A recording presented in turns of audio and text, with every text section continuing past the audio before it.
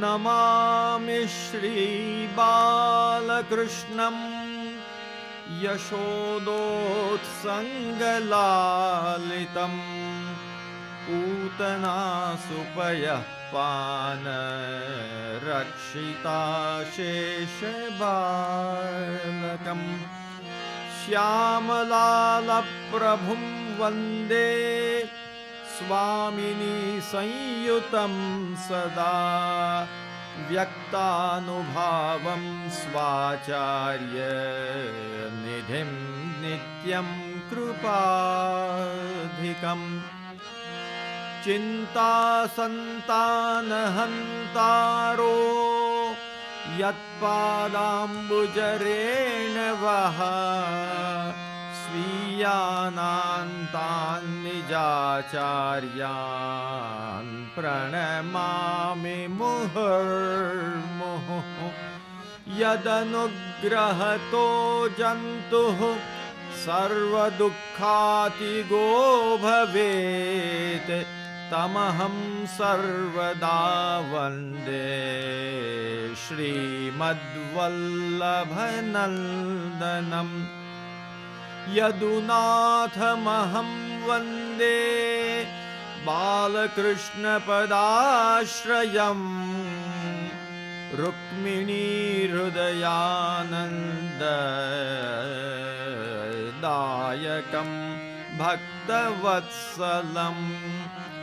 बालकृष्णप्रभुं वन्दे नित्याङ्गीकृतिपूर्वकम् पितामहप्रसादेन योऽस्मन् मूर्ध्नि विराजते गोपीपतिसमारम्भां श्रीविष्णुस्वामि मध्यमाम् अस्मदाचार्यपर्यन्तां वन्दे गुरुपरम्पराम्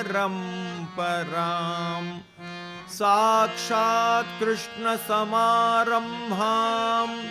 वल्लभाचार्यवर्धिताम् अस्मदाचार्यपर्यन्तां वन्दे गुरुपरम्पराम्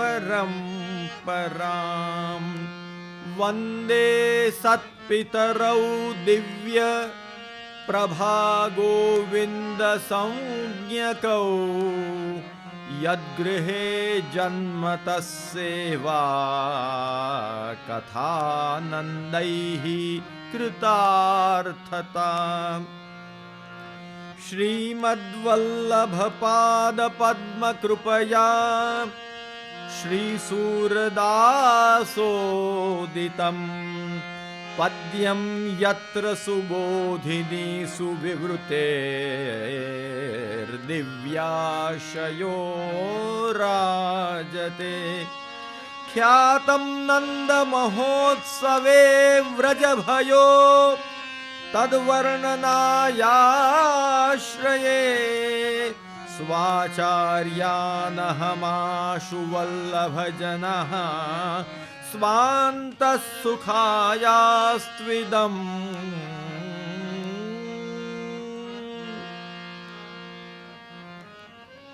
भाग्यवान प्रिय वैष्णव जनों, ब्रज भयो महर के पूत, ब्रज भयो महरी के पूत, जब यह बात सुनी। सूरदास जी के जन्माष्टमी के इस विशिष्ट पद पर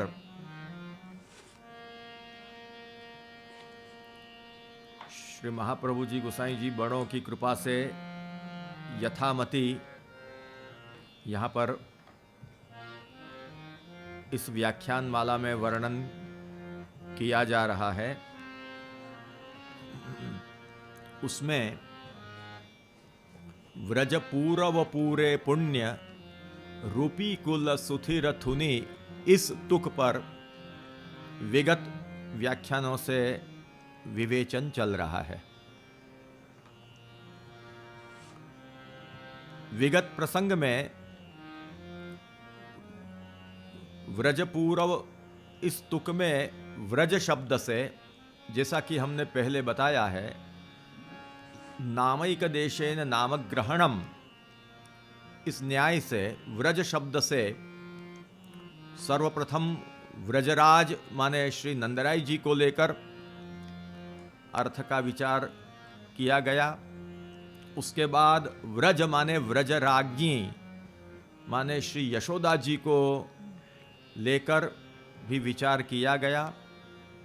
और अब नामैक देशेन नामग्रहणम, इसी न्याय से व्रज शब्द से व्रज याने व्रजांगना, व्रज याने व्रज स्त्री, व्रज गोपिका, तो उस अर्थ में यहाँ पर कुछ विचार के लिए तत्पर हुए हैं। तो सूरदास जी ने गाया कि व्रज पूरव पूरे पुण्य, रूपी कुल सुथिर थुनी, तो व्रज माने व्रजांगना, उनके व्रजांगनाओं के यानी कि व्रज गोपिकाओं के पूर्व के पुण्य आज रूपी ने यहाँ ब्रज में गोकुल में प्रकट होकर उनके पूर्व के पुण्य आज पूरित किए हैं, पूरे किए हैं माने फलित किए हैं। आज व्रज गोपिकाओं के पूर्व के पुण्य फलित हो रहे हैं।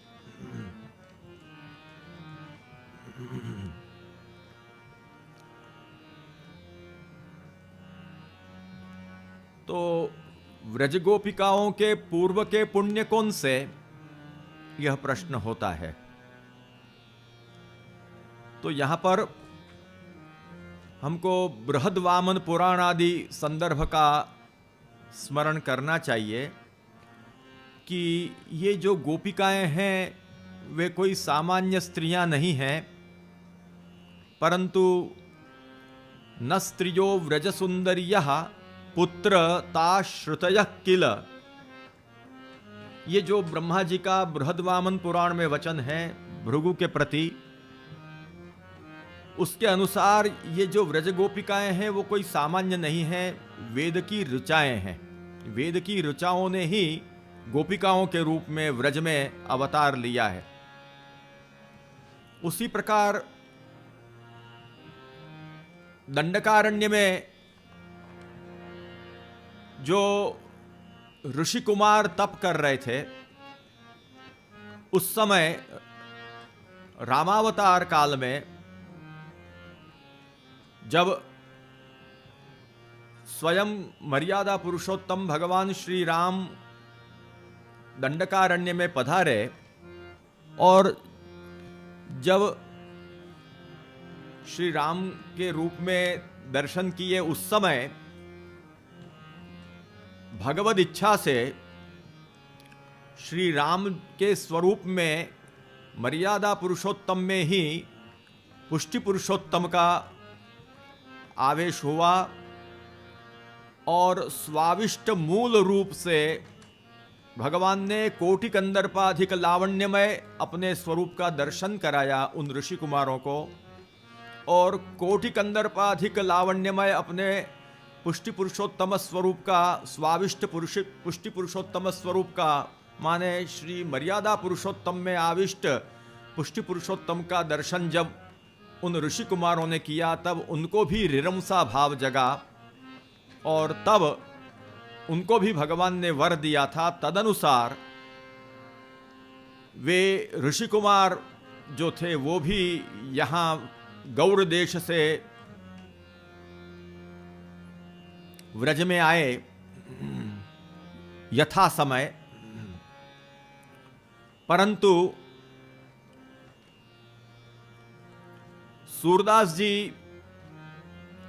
गोपिकाओं के भाग्य का विचार कर रहे हैं कि गोपिकाओं के भी कितने भाग्य हैं कि पूर्व जन्म में जब श्रुतियों के रूप में वे थीं, उस समय उन्होंने भगवान से प्रार्थना की थी और उस समय भगवान ने उनको वर प्रदान किया था वो जो पूर्व का पुण्य वो आज फलित हुआ है।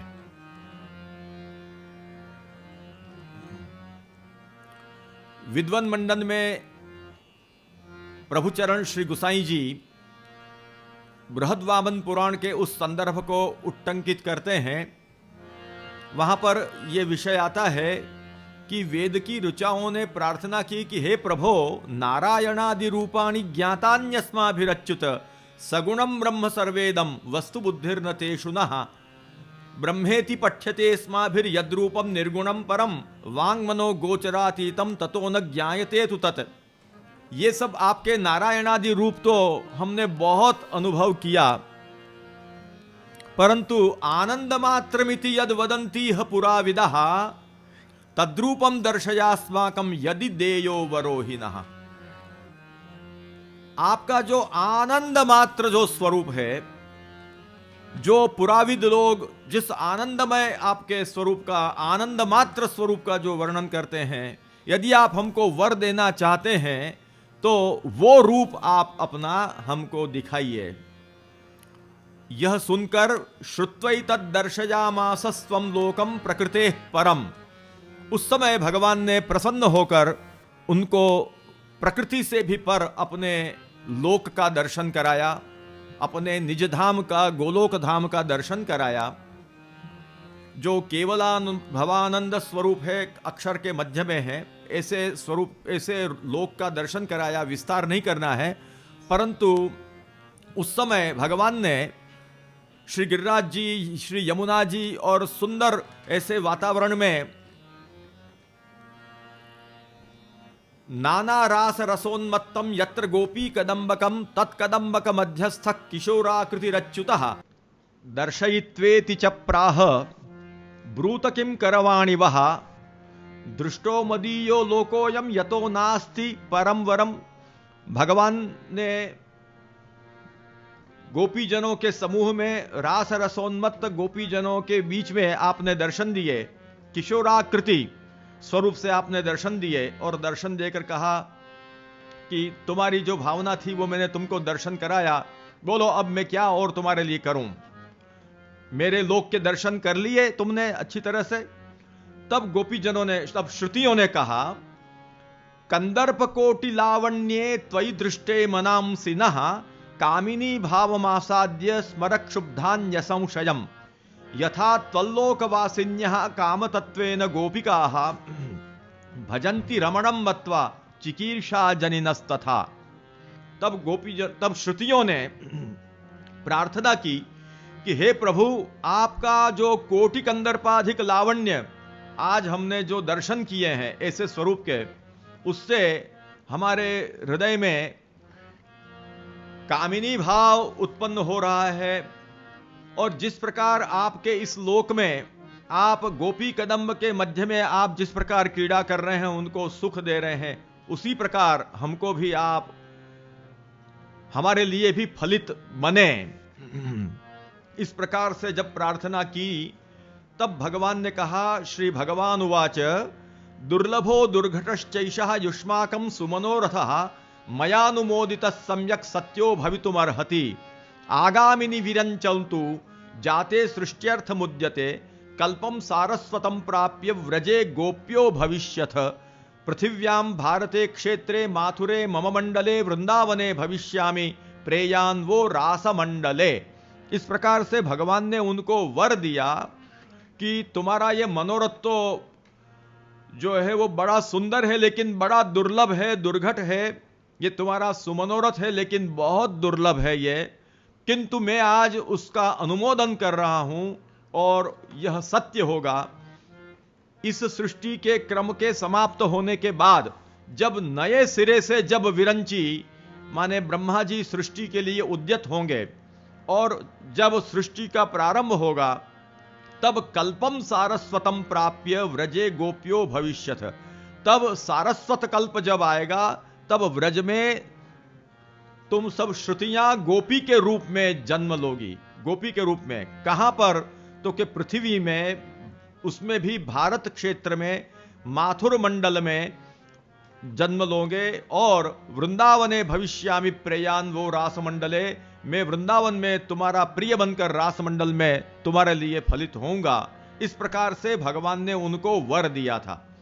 ये जो उनके पूर्व के जो पुण्य थे, व्रज पूर्व पूरे पुण्य, व्रज माने व्रज गोपिकाओं के पूर्व पुण्य, व्रज पूर्व पूरे पुण्य, व्रज गोपिकाओं के पूर्व पूरे पुण्य, पूर्व के पुण्य आज भगवान ने प्रकट होकर के यहां पर पूरे माने पूरित किए हैं, फलित किए हैं। श्री सूरदास जी व्रज गोपिकाओं का भी अनुसंधान करके इस भाव से, जब आपने तो ये बहुत गूढ़ पंक्ति लिखी है, पर यह भाव जब सोचा होगा तो उस समय आप अत्यंत व्रज गोपिकाओं के महात्म्य का अनुसंधान करके आप धन्य धन्य हो गए। व्रज पूर्व पूरे पुण्य किसने पूरे, तो के रूपी, और रूपी माने भगवान श्री कृष्ण, रूपी कुल सुथिर थुनी। और यहां पर कुल शब्द का अर्थ वंश के अर्थ में नहीं है, परंतु कुल शब्द का अर्थ समुदाय के अर्थ में लेकर के व्रज गोपिकाओं के कुल को सुख का दान करके उनके भावों को, उनको सुस्थिर करने में आप स्वयं ही आधार बनकर आप स्तंभ रूप बने। थूनी माने स्तंभ रूप बने। इस प्रकार से यहां पर सूरदास जी वर्णन कर रहे हैं। ये आपकी परोक्षवाद की वाणी है। जैसा कि पहले हमने देखा था कि श्री महाप्रभु जी भी परोक्षवाद प्रिय हैं, भगवान भी परोक्षवाद प्रिय हैं, और ऋषिजन भी परोक्षवाद प्रिय हैं। जैसे श्री महाप्रभु जी ने सर्वदा सर्वभावे ने कहा, वहां पर आत्म शब्द को छिपाकर सर्वात्म भाव न कहकर के सर्वभाव कहा है। यह टीकाओं से स्पष्ट होता है। तदनुसार यहां पर व्रज गोपिकाओं के उनको जो सुख मिला है, माने जो सुख मिलने वाला है, उसका अनुसंधान करके सूरदास जी कह रहे हैं कि व्रज पूर्व पूरे पुण्य, व्रजांगनाओं के पूर्व के पूरे पुण्य रूपी ने, रूपवान जो कोटि कंदर्पाधिक लावण्यमय जो भगवान हैं, ऐसे भगवान ने आज उनके पुण्य, पूर्व के पुण्य माने श्रुतियों के रूप में जो उनको, उनके उस समय के जो उनको वरदान मिला, जो पुण्य हैं, वो आज फलित हुए हैं। ये एक लोक न्याय से यह निरूपण हो रहा है।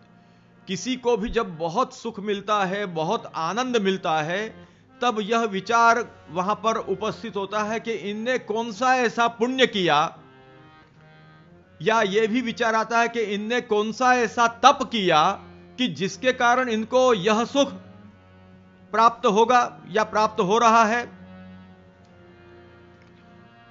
जब कोई को ऐसा सुख मिलता है, लोक में भी जब सामान्य आनंद भी कोई मिलता है, सुख मिलता है, तब उनके पुण्य की या उनकी कोई तप की कल्पना लोक न्याय में, लोक में की जाती है। तदनुसार सूरदास जी यहां भी लोक न्याय से कह रहे हैं कि व्रज पूर्व पूरे पुण्य रूपी कुल सुथिर थुनी।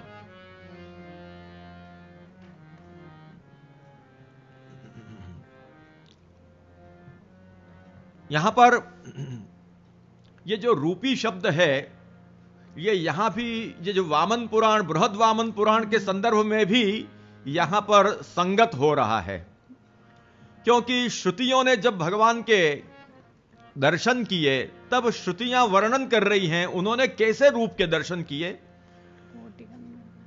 कंदर्प कोटि लावण्ये त्वयि दृष्टे मनांसिनः। कंदर्प कोटि, कोटि कंदर्पाधिक लावण्यमय भगवान के स्वरूप के उन्होंने दर्शन किए। और कृष्ण तत्व ही यह है, कोटि कंदर्पाधिक लावण्यमय जो तत्व है, जो वस्तु है, वही कृष्ण तत्व है।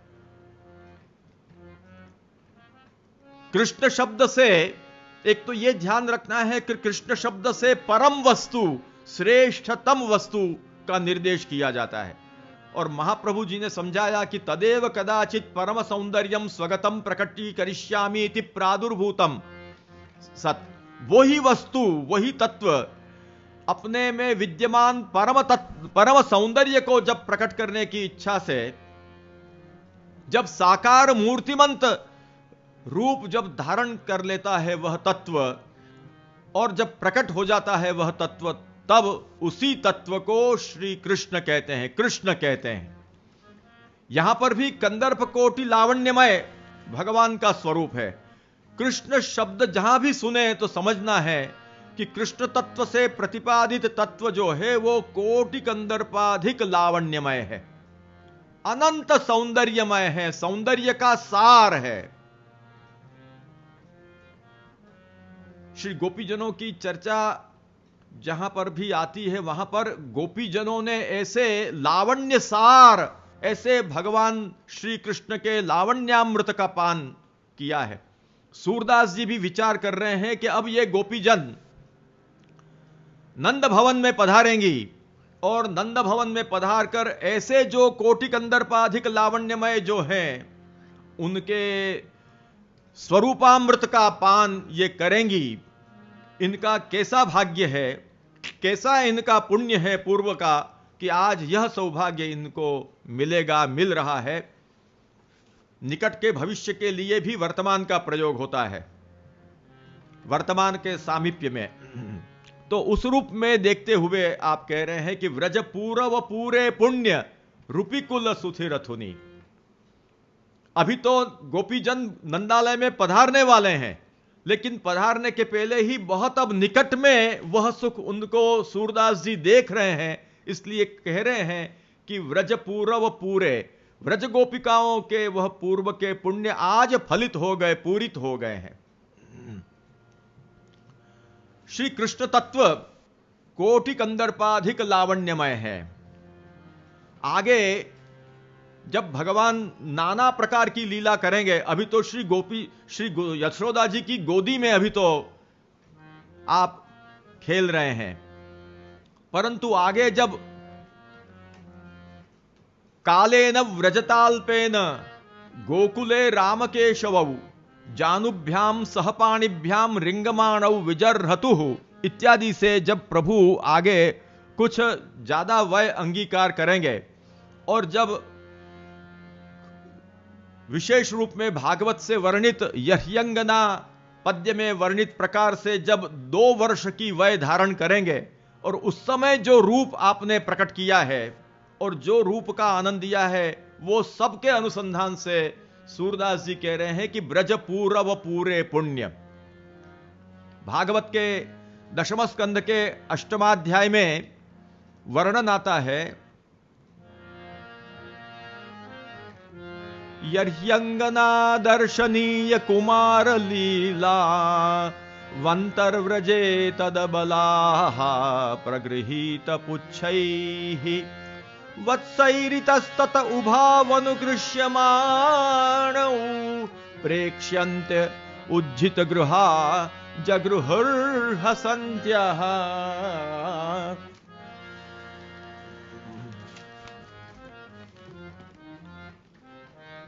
जब अंगना दर्शनीय कुमार लीलऊ, जब अंगनाओं को, व्रजांगनाओं को दर्शन करने योग्य कुमार लीला वाले बने श्री कृष्ण बलदेव,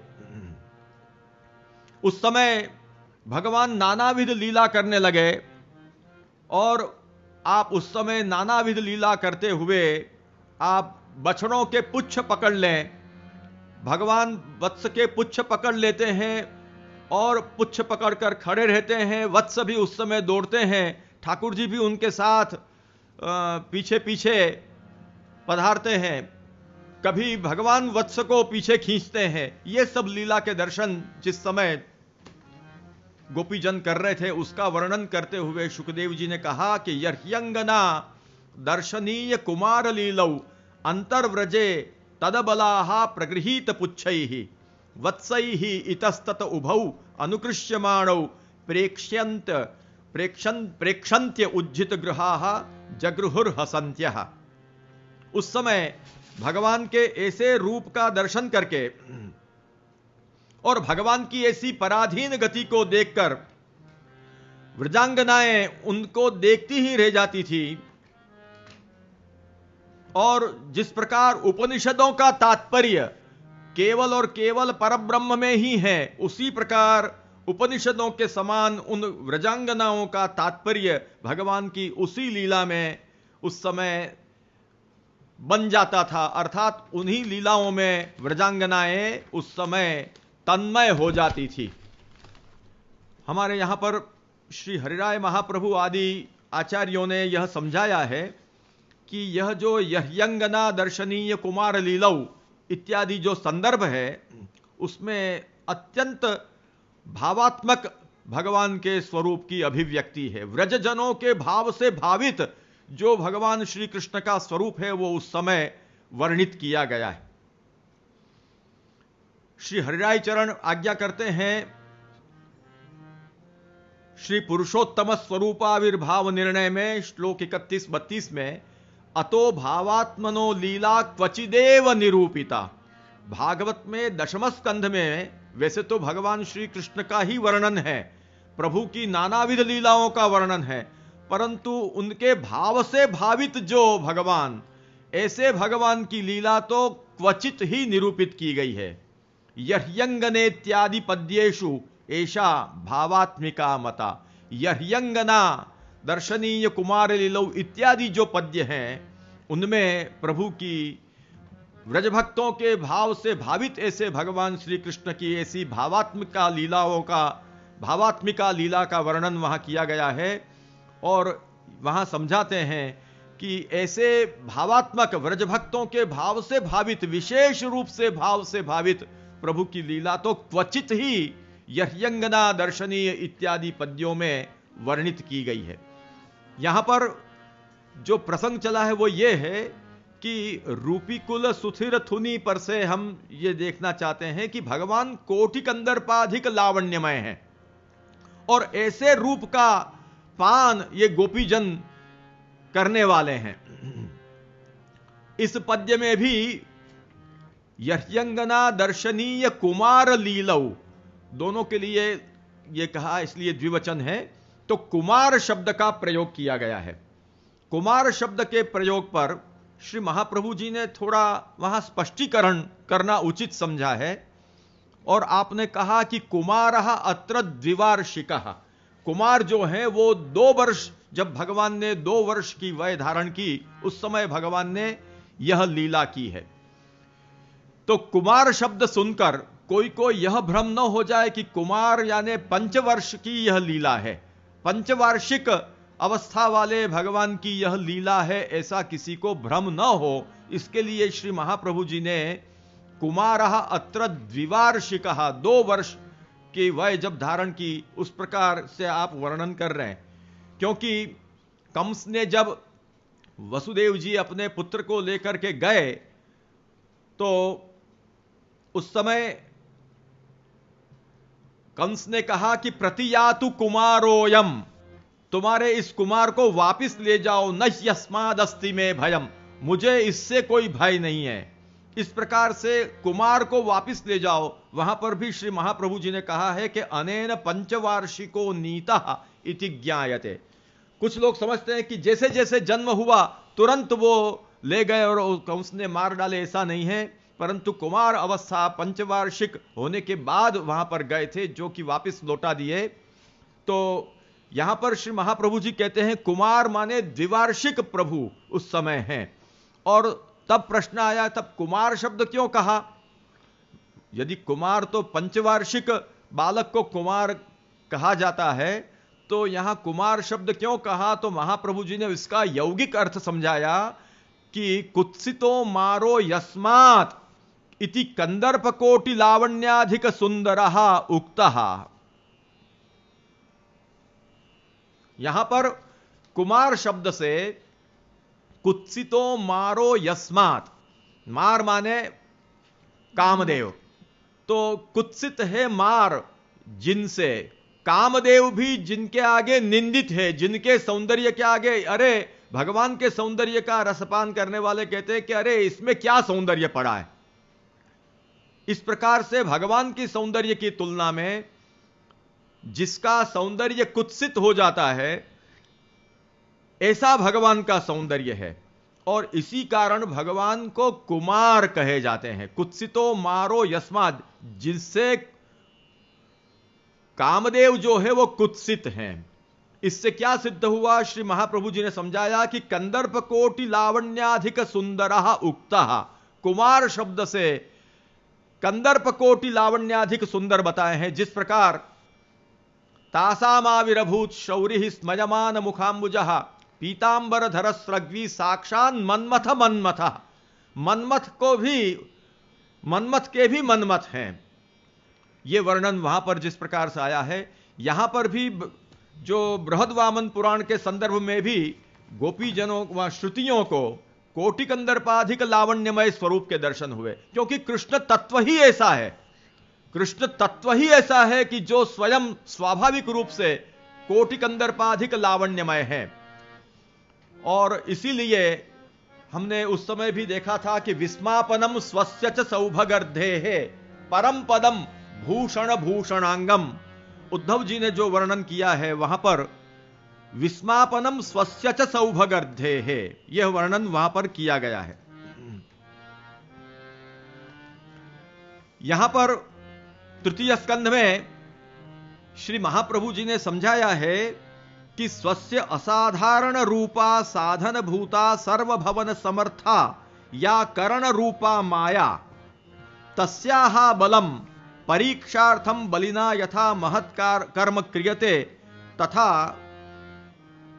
सतः अनंत रूप कर्त्याः सर्व सामर्थ्यम एकत्र व्यापृतम प्रदर्शनीयम इति तादृशम रूपम निर्मितम। कृष्णावतार के समय में भगवान ने, जैसे कोई बलि होता है वो अपने बल की परीक्षा करके अपनी महत्ता जब जगत में साबित कराता है, उसी प्रकार भगवान ने असाधारण रूपा जो साधन भूता सर्वभवन समर्था, सर्वभवन सामर्थ्य रूप जो माया, उस माया को करण के रूप में साधन बनाकर सभी सामर्थ्य एकत्र करके आज प्रदर्शित करना है। इस प्रकार भगवान ने अपने रूप को प्रदर्शित किया और वो जो साकार मूर्तिमंत स्वरूप आपने प्रकट किया वे ही श्री कृष्ण कहलाते हैं। मैंने यह विषय, इतना विषय इसलिए उठाया है, केवल इतना कहने के लिए उठाया है कि कुछ लोग सर्वभवन सामर्थ्य रूपा माया का नाम सुनकर, क्योंकि भागवत में यह आया यन्मर्त्य लीलौपयिकम स्वयोग माया बलम दर्शयता गृहीतम विस्मापनम स्वस्य च सौभगर्धेः परम पदम भूषण भूषणांगम। यहां पर स्वयोग माया बलम, माया योग माया आदि शब्द सुनकर कुछ लोग बहुत आनंद में आ जाते हैं कि देखो वल्लभाचार्य जी ने भी माया का स्वीकार किया है और भगवान वल्लभाचार्य जी भी माया की बात करते हैं। अरे ये तो भागवत में भी है। इत्युक्त्वासीत हरिस्तूष्णिम भगवान आत्ममायया पित्रो संपश्यतो सद्यः बभूव प्राकृत शिशु। वहां गुसाई जी ने बहुत सुंदर वहां पर विवरण किया है। हम इतना कहना चाहते हैं कि यह जो माया है वह माया और कोई नहीं है, यह भगवान का सर्वभवन सामर्थ्य है। माया शब्द से आनंदित होकर नाचने की आवश्यकता नहीं है भाई। जो मायावाद के रूप में जो माया को लेकर जो लोग कुछ आनंदित होते हैं, उनके लिए यह हम स्पष्टता करना चाहते हैं कि हमारे शास्त्रों में कहा है, स्पष्ट कहा है कि माया शब्द क्वचित शास्त्रे हरि सामर्थ्यवाचकः क्वाप्यविद्या मृषावाची कृपा कपट वित्त वाक। अनेक शब्द ऐसे हैं जो अनेकार्थवाची होते हैं। एक ही शब्द के अनेक अर्थ होते हैं। आत्मा शब्द के भी अनेक अर्थ होते हैं। आत्मा शब्द से परमात्मा लिए जाते हैं, जीवात्मा लिया जाता है, या आत्मा शब्द से अंतःकरण लिया जाता है, आत्मसुख आदि पूर्व मीमांसा के विषय में। और सर्वेषाम अपि भूतानाम नृपस्वात्मैव वल्लभः इत्यादि स्थान में आत्मा शब्द से कभी देह का भी उल्लेख किया जाता है। और आत्मानं भूषयान चक्रुः, यह संदर्भ भी आगे चर्चा में आने वाला है। यहां भी अविकृत देहेंद्रियादियों के लिए भी आत्म शब्द का प्रयोग है। तो तदनुसार ही यह कहा गया है कि माया शब्द क्वचित शास्त्रे हरि सामर्थ्य वाचक।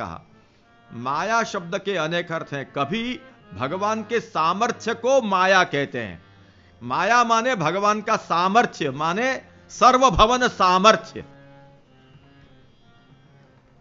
क्वाप्यविद्या, कभी माया शब्द का अर्थ अविद्या होता है, कभी माया शब्द का मृषा यह अर्थ भी होता है।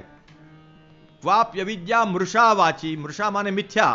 और कृपा, कभी माया शब्द का अर्थ कृपा भी होता है कि भगवान की माया से ही यह सब कुछ है, माने भगवान की कृपा से। कृपा कपट, कभी माया शब्द का अर्थ होता है कपट, और कभी माया शब्द का अर्थ वित्त भी होता है। कृपा कपट वित्त, कभी वित्त माने धन के अर्थ में, अरे उनके पास तो बहुत माया है, माने बहुत धन है।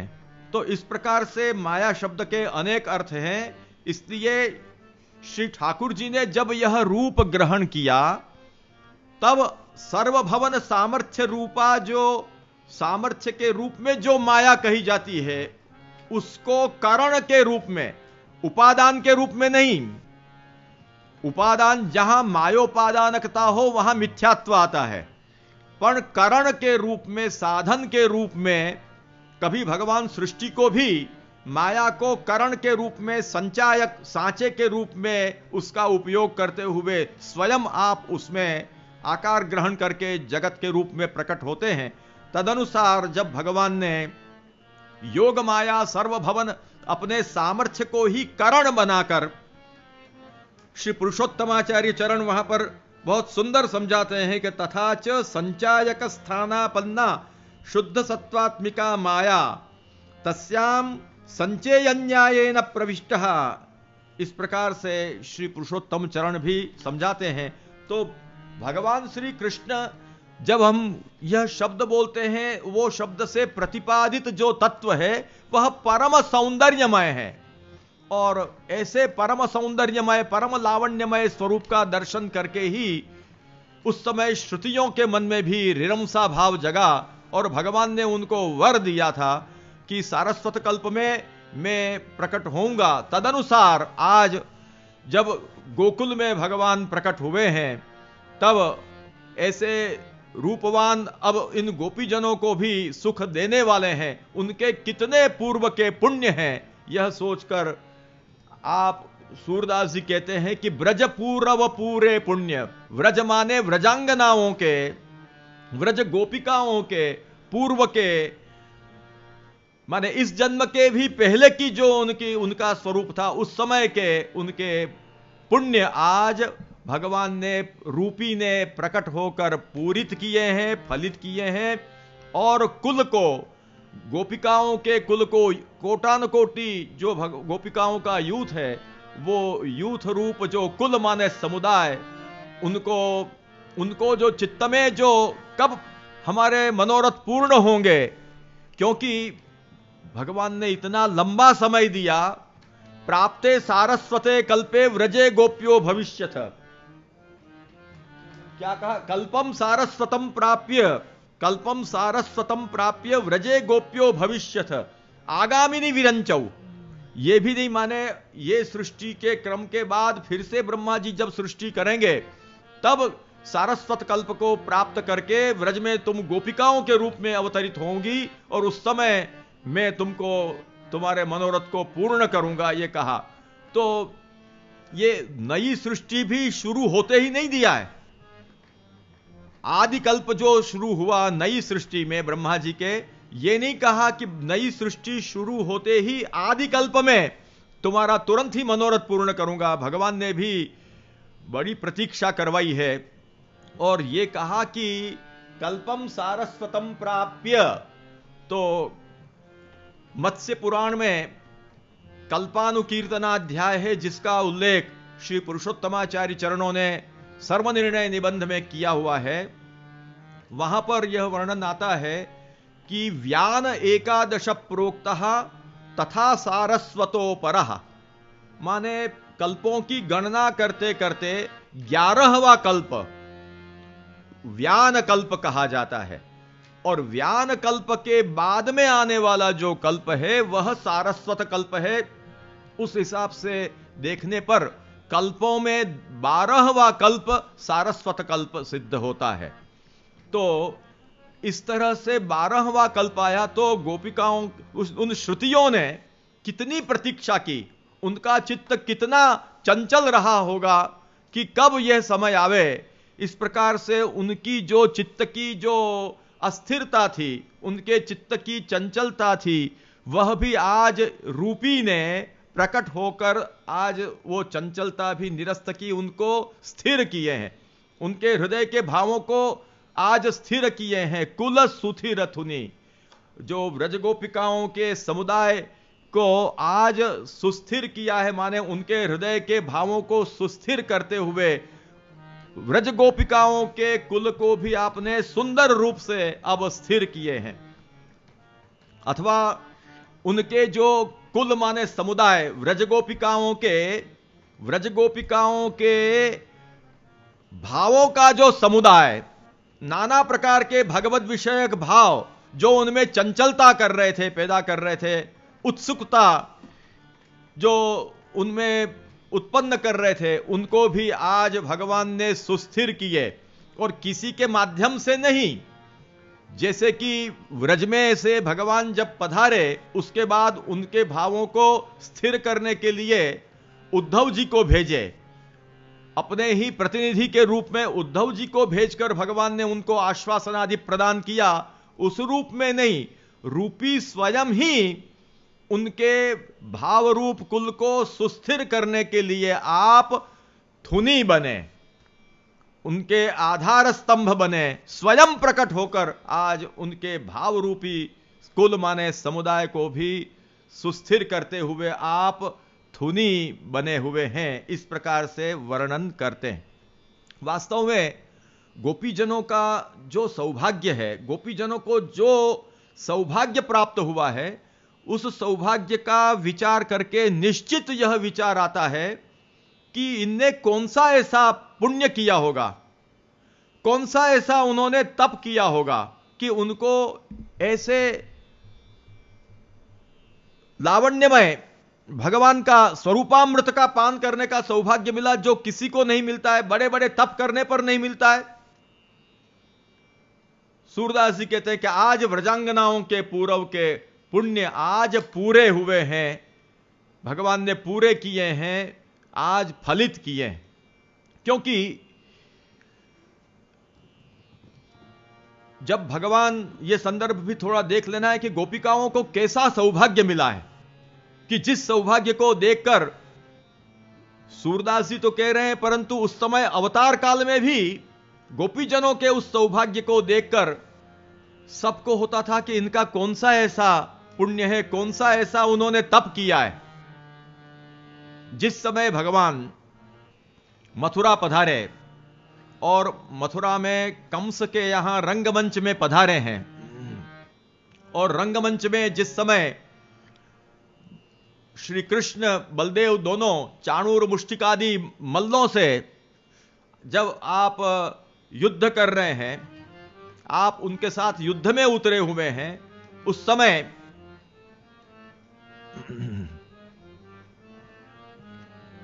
व्रज की मथुरा की जो स्त्रियां थी, मथुरा नगर की स्त्रियों को बड़ा उस समय चित्त में असुख हुआ। उनको भगवान के कोमल स्वरूप के दर्शन करके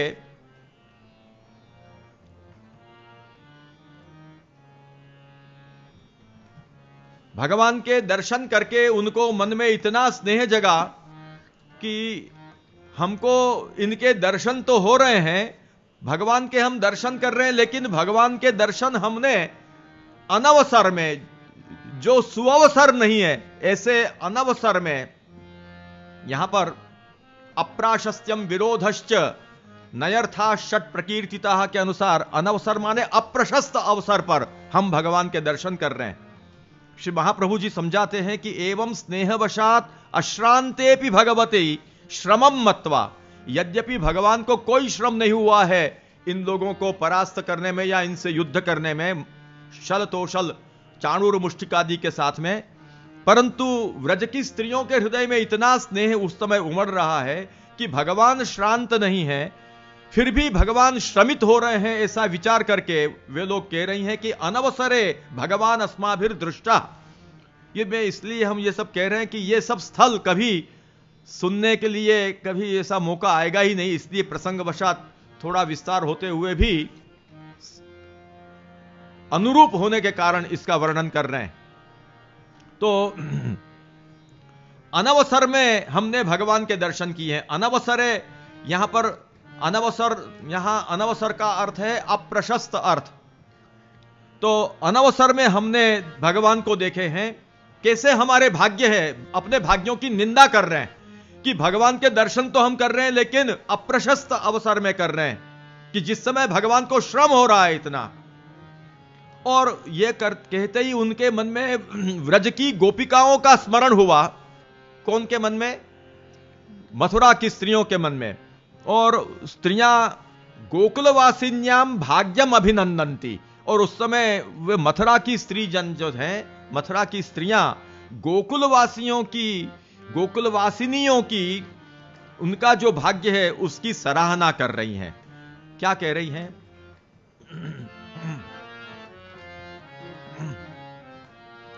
पुण्याबत व्रज भुवो यदयं नृलिंग, पुण्याबत व्रज भुवो यदयं नृलिंग, गूढ़ पुराण पुरुषो वन चित्रमाल्यः। थोड़ा एक श्लोक जरा जो पीछे बोलने का है वो पन्ना घूम गया, ये आगे बोलने वाले हैं। व्रज भूमि का महात्म्य, व्रज शब्द से व्रज पूर्व ठाकुर जी ने आगे पहुंचा दिया। व्रज शब्द से व्रजांगनाओं का वर्णन चल रहा है।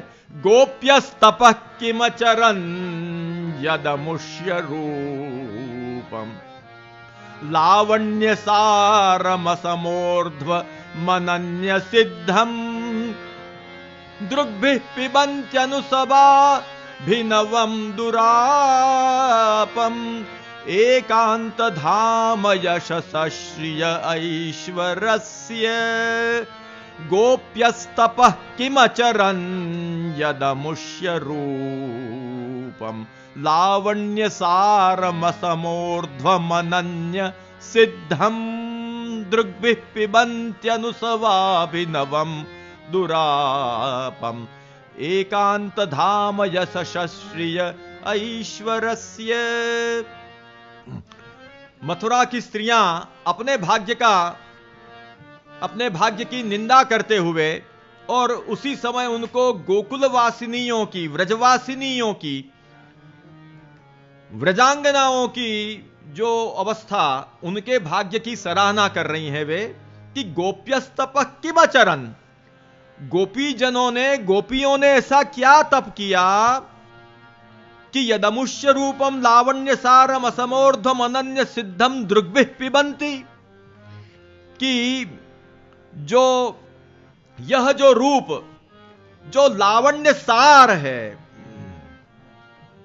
लावण्यों का सारभूत जो रूप है,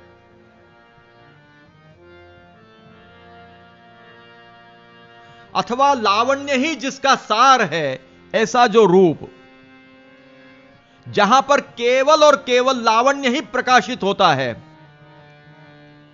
केवल और केवल लावण्य ही जहां पर प्रकाशित होता है, रूपी केवल और केवल लावण्य ही जहां पर प्रकाशित होता है, अथवा लावण्य का भी जो सार है,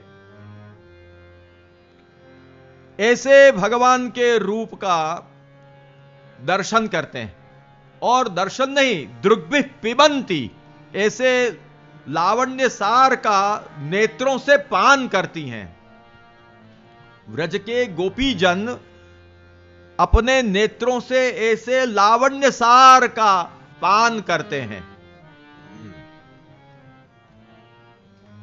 कौन सा उन्होंने ऐसा तप किया होगा? भगवान के ऐसे रूप का अपने नेत्रों से पान करना, यह इतना बड़ा सौभाग्य है, इतना बड़ा सौभाग्य है कि जिसकी कोई शब्दों में जिसकी वर्णना नहीं हो सकती है।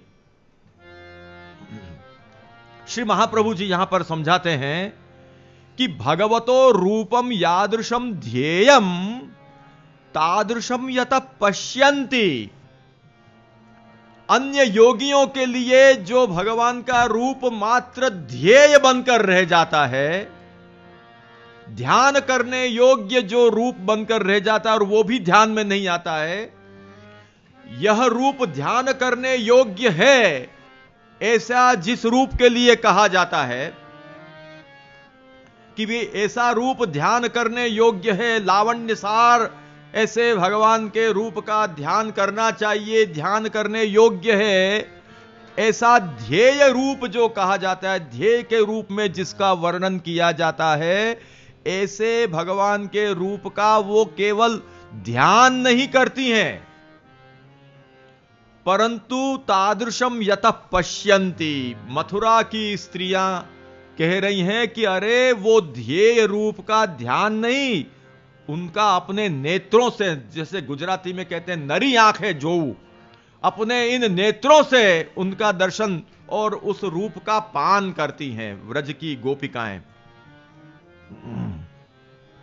इतना ही नहीं, भगवंतमेव च गायन्ति, भगवान का ही गान करती रहती हैं। इतना ही नहीं, तदासक्ताश्च नित्यम तिष्ठन्ति गोप्य स्तपः किमचरन्।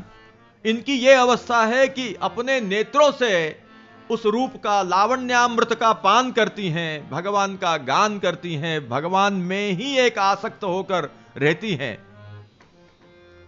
व्रज मथुरा की स्त्रियां कहती हैं नहीं ये तत्रयम स्वल्प तपसा प्रसिद्ध तपसा वा भवति। ये गोपीजनों के पूर्व के पुण्य फलित हुए सूरदास जी क्यों कह रहे हैं? इसलिए कि ये इन गोपिकाओं को लिए जो सुख भगवान ने निर्धारित किया है वह कोई सामान्य नहीं है। स्वल्प तप करने पर भी ऐसा सुख नहीं मिलता है, और नहीं बड़े बड़े प्रसिद्ध तप जिन लोगों ने किए हैं, दिव्य वर्षों, दिव्य हजारों वर्षों तक तप करने वाले, जो जिनका वर्णन पुराणांतरों में प्रसिद्ध है, ऐसे प्रसिद्ध तप से भी यह सुख नहीं मिल सकता है। भगवान के ऐसे रूपों का नेत्रों से पान करना, उनका गान करना, उनमें तदासक्त होकर ही नित्य रहना, यह स्वल्प तप से तो हो ही नहीं सकता है। परंतु जो बड़े बड़े प्रसिद्ध तप हैं, देवताओं के दिव्य वर्षों के, दिव्य सहस्राधिक वर्षों से तक चलने वाले तप, उनसे भी यह फल नहीं मिल सकता है। यदि वो मिल सकता होता तो ऐसे लावण्यामृत का पान उन लोगों ने भी किया होता जिन्होंने इस प्रकार के प्रसिद्ध तप किए। अन्यथा अन्येषामपि स्यात्, श्री महाप्रभु जी आज्ञा करते हैं। इसलिए इसका निष्कर्ष का विचार करते हुए, माने मथुरा की स्त्रियों के मन में जो विचार आ रहे हैं उसको श्री महाप्रभु जी स्पष्ट कर रहे हैं इन श्लोकों से कि अतो न ज्ञायते किं वा तपस्ताभिकृतमिति। मथुरा की स्त्रियां कह रही हैं कि हम समझ नहीं पा रही हैं कि गोपीजनों ने, व्रजांगनाओं ने, व्रज स्त्रियों ने कौन सा ऐसा तप किया,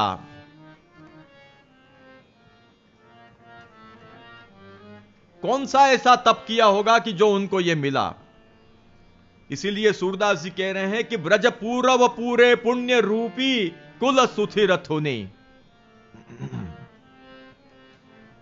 व्रज की मथुरा की स्त्रियों को कोई कहे कि अरे ऐसा क्यों आप कहती हो, आप लोग भी तो दर्शन कर रहे हो अभी भगवान के रंगमंच में, भगवान के आप भी तो दर्शन कर रहे हो। तो कह रहे हैं कि अमुष्य रूपम, यद्यपि अस्माभिरपि भगवद रूपम दृश्यते तथापि अमुष्य एतद् रूपम लावण्यमेव सारभूतम। यत्र अथवा केवलम लावण्यमेव तत्र प्रकाशते लावण्यस्यापि वा सारम इदानीं तु क्रोधस्याविर्भावाद अवस्थया तिरोहितमिव प्रतिभाति। वो कह रही हैं कि हमको भी भगवान के दर्शन हो रहे हैं, लेकिन भगवान के जो जिस प्रकार के स्वरूप के दर्शन गोपिकाओं को होते हैं वो हमको नहीं हो रहे हैं। हमको तो भगवान अभी इन मल्लों के साथ में युद्ध के समय में दर्शन दे रहे हैं, जिस समय भगवान के स्वरूप में क्रोध का भी आविर्भाव हो रहा है। जब गोपीजनों को उनका अनुभव होता है तब केवल और केवल आनंदमय भगवान के स्वरूप का और प्रेममय भगवान के स्वरूप का दर्शन उनको होता है, जिसमें प्रीति ही प्रीति अभिव्यक्त होती है, जो कि कृष्णावतार की साहजिकता है, जो कृष्णावतार का सहज धर्म है। जैसा कि परमानंद दास जी आदि भगवदियों ने गाया है, सहज प्रीति कृष्ण अवतारे। तो जो कृष्ण में जो सहज प्रीति, अपने भक्तों के प्रति जो सहज प्रीति, वो धर्मों के साथ गोपिकाओं को भगवान का अनुभव होता है। और हमको तो यहां क्रोधाविर्भाव पूर्वक जो भगवान अभी दर्शन दे रहे हैं, ऐसे दर्शन हो रहे हैं। इसलिए भले हम भगवान के दर्शन कर रहे हैं, लेकिन उनका जो सौभाग्य वो हमको नहीं प्राप्त हो रहा है, वो तो उनको ही मिला हुआ है। भगवान का यह जो लावण्य है उसके लिए वो वर्णन करते हुए मथुरा की भी स्त्रियां कह रही हैं कि असमोर्ध्वम,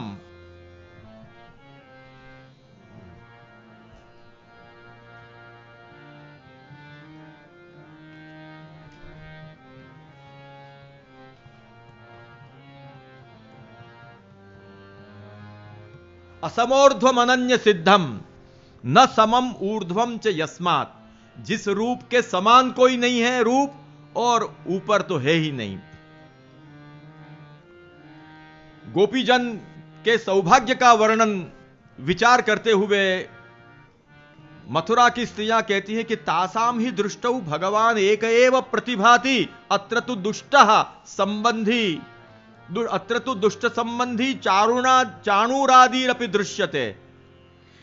उन गोपिकाओं को तो केवल उनकी दृष्टि में केवल भगवान के दर्शन उनको तो होते हैं, जबकि हमको तो दुष्ट कंस से संबंधित चाणूर आदि का भी यहां पर दर्शन हो रहा है और कंस के भी दर्शन हो रहे हैं। वो भी कैसे कि भगवान नीचे हैं और कंस ऊपर चढ़ा हुआ बैठा है। ऊर्ध्वता च कंसादेह मंच स्थितत्वात् प्रतीयते। ऐसी अवस्था में हमको भगवान के दर्शन हो रहे हैं, तो भाग्य तो उन गोपिकाओं का है कि उनको ऐसे दर्शन नहीं होते हैं। अनन्य सिद्धम, यह भगवान में जो लावण्य है, कृष्ण में जो लावण्य है वो अनन्य सिद्ध है। कृष्ण के सिवाय यह लावण्य और कहीं नहीं है। स लावण्य रसः केवलम भगवत्येव सिद्धः अन्यथा भुवि अन्येपि भाग्ययुक्ता भवेयुः। अन्य तत्व का अनुभव करने वाले जो अन्यान्य जन हैं, उनको यह लावण्यामृत का पान नहीं मिलता है, क्योंकि वो लावण्य ही अन्यत्र कहीं ऐसा नहीं है कृष्णावतार के सिवा, श्री कृष्ण के स्वरूप के सिवा। नहीं तो वे भी ऐसे भाग्य वाले होते। अतस्तादृशामृतपानम तपसा विना न भवतीति अवश्यं तपस्तासु सिद्धम। इसलिए ऐसे लावण्यामृत का पान जब वे कर रही हैं तो वो आपस में कह रही हैं कि जरूर उन्होंने कोई ऐसा तप किया है कि जिस तप का प्रकार हम नहीं जानती हैं, वो उन्होंने कोई तप किया होगा।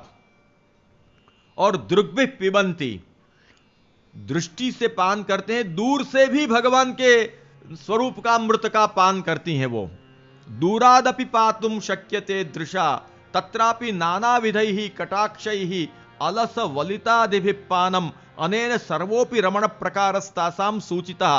व्रज मथुरा की स्त्रियां कहती हैं कि दूर से ही भगवान के स्वरूपामृत का पान करती हैं, और उस समय भी वो पान भी ऐसे ही नहीं, नानाविध कटाक्षों के साथ भगवान के प्रति नानाविध कटाक्ष और अलस वलितादि भाव प्रदर्शित करते हुए गोपीजन भगवान के स्वरूपामृत का पान करते हैं। इस प्रकार समस्त रमण प्रकार का भी सूचन उस समय कर रही हैं। और भगवान का लावण्य कैसा होता है? अनुसवाभिनवम अनुसवम प्रतिक्षणम नूतनमेव भवति चर्वित चर्वण व्यावृत्यर्थमाहु अनुसवाभिनवम। ठाकुर जी का जो लावण्यामृत है, रूपी का जो रूप है, उनका जो लावण्य है वो कैसा है कि प्रतिक्षण नूतन है। इसलिए चर्वित चर्वण जैसा नहीं होता है कि एक चीज चबाई उसी को फिर चबाते रहे। भगवान के रूप का दर्शन किया, अब फिर उसी रूप का दर्शन आगे करते ना, तो उसका क्या मतलब? वो तो चर्वित चर्वण जैसा हो गया, जो देखा वही फिर देखते रहे। ऐसा नहीं, अनुक्षण प्रतिक्षण वो नवीन है। और वो कैसा है? नूतन है। और पूर्वानुभूत रसाद उत्कृष्टम। पूर्व में जो अनुभूत रस, पूर्व में जो सौंदर्य का अनुभव किया, दूसरी क्षण में उससे कोई विलक्षण ही सौंदर्य का अनुभव और उसका पान गोपीजन करती हैं। और ऐसा जो सौंदर्य का पान है वो बड़ा दुर्लभ है, दुरापम। भगवान का ऐसा रूप बड़ा दुराप है। सर्वेषामेव दुखेनापि प्राप्तुम अशक्यम तासांतु अयत्न सिद्धम। और लोगों के लिए दुख से प्राप्त करने योग्य जो रूप है भगवान का, वो रूप उनको तो बिना कोई प्रयत्न के सिद्ध हो गया है। इस प्रकार से काफी वर्णन किया गया है। गोपीजनों की विशेषता का वर्णन करते हुए वहां पर जो मथुरा की स्त्रियां हैं वो कहते हैं कि भगवान के कैसे रूप का दर्शन वो करती हैं, और इसलिए वो भूरी पुण्य हैं, उनका पुण्य अत्यधिक है। ये वर्णन मथुरा की स्त्रियां करती हैं। एक श्लोक है, वो श्लोक का वर्णन नहीं करेंगे, गोपीजनों के लिए श्लोक है, वो श्लोक बोलकर आगे के श्लोक पर चले जाएंगे। यादोहनेव हनने मथनोपलेप प्रेंखेंखनार्भरुदितो क्षणमार्जनादौ गायन्ति चैनमनुरक्तधियो श्रुकण्ठ्यो धन्या व्रजस्त्रियौरुक्रम चिन्तयानाः। गोपिकाएं कैसी हैं कि या दोहन करते समय, अवहनन माने अनाज कूटने के समय, मथन करते समय, दधि मंथन करते समय, उपलेपन गृह का लेपन करते समय, बच्चों को पलना झुलाते समय, बालक रोते हैं उस समय, वृक्षादि का सिंचन, तुलसी आदि का सिंचन करते समय, प्रांगण का मार्जन करते समय, इन सभी समयों में जो अश्रुकंठ्य होकर के, जो अनुरक्त होकर जो भगवान का गान करती हैं, नित्य अखंड उरुक्रम भगवान का जो चिंतन करती हैं, धन्य है ऐसी व्रज की स्त्रियां, उनमें सर्वोत्तमा भक्ति है। इस प्रकार उनका वर्णन करते हुए आगे कहती हैं, जो श्लोक में आता है वर्णन के उनके बहुत पुण्य हैं। प्रातर व्रजाद व्रजत आविशतश्च सायं गोभिः समं त्वणयतः अस्य निशम्य वेणुं निर्गम्य तूर्णमबलाः पथि भूरि पुण्याः पश्यन्ति सस्मितमुखं सदयावलोकम्। मथुरा की स्त्रियां गोपीजनों का वर्णन करते हुए कहती हैं कि भूरि पुण्याः, ये गोपीजन तो महापुण्य करे हुए, बहुत पुण्यपान है। गोपीजन बहुत पुण्यशालिनी गोपियां हैं। क्यों? प्रातर व्रजात व्रजत आविशतश्च सायं। श्री महाप्रभु जी कहते हैं कि इनको और प्रभु की जो व्रज में या वनांतरों में, कुंजांतरों में जो गूढ़ लीलाएं हैं, उसका उनको परिचय नहीं है, उनको ज्ञान नहीं है। उनको इतना ही मालूम है कि सुबह भगवान अपने नंदालय से व्रज में पधारते हैं, व्रज में से वन में पधारते हैं, और शाम को वन में से फिर व्रज में पधारते हैं। तो इस प्रकार से प्रातः व्रजात व्रजत आविशतश्च सायं, प्रातः काले गाहा नीत्वा व्रजाद व्रजतः, प्रातः समय व्रज से गायों को लेकर पधारते हुए और सायंकाले च व्रजमाविशतः, और सायंकाल वापिस पधारते हैं। और चकार से अन्य समय में भी भगवान जब पधारते हैं तब उनको भगवान के दर्शन होते हैं, भगवान के स्वरूपामृत का वे पान करती हैं। इनकी अवस्था इतनी ऊंची है कि योगी लोग बड़े बड़े योग करते हैं परंतु उनको साक्षात्कार नहीं हो सकता है। एतादृश्योपि न केवलम योगिवत साक्षात्कार रहितः किंतु तपस्विनः इव वरदानार्थम आगंतम भगवंतम सदैव पश्यन्ति। जैसे कोई तप करते हैं तब उन तप करने वाले भाग्यवान जनों पर कृपा करके भगवान उनको वर देने के लिए उनके साथ सामने उनके पधारते हैं, तप करने वालों के सामने। उसी प्रकार भगवान जब व्रज में से वन में पधारते हैं गायों को चराने के लिए, गायों के साथ, गोप बालकों के साथ, और वापिस जब पधारते हैं उस समय भगवान वेणुनाद करते हैं। उनके वेणुनाद का श्रवण करके उस समय गोपीजन तुरंत अपने अपने घरों में से निकल आते हैं दर्शन करने के लिए। उस समय मानो किसी तपस्वी को भगवान वर देने के लिए सामने से पधारते हैं, उसी प्रकार इन गोपिकाओं के लिए प्रभु सामने से पधारते हैं। जिस प्रकार उनका चित्त अपहृत हो जाए उस प्रकार का वेणुनाद करते हुए पधारते हैं। उस समय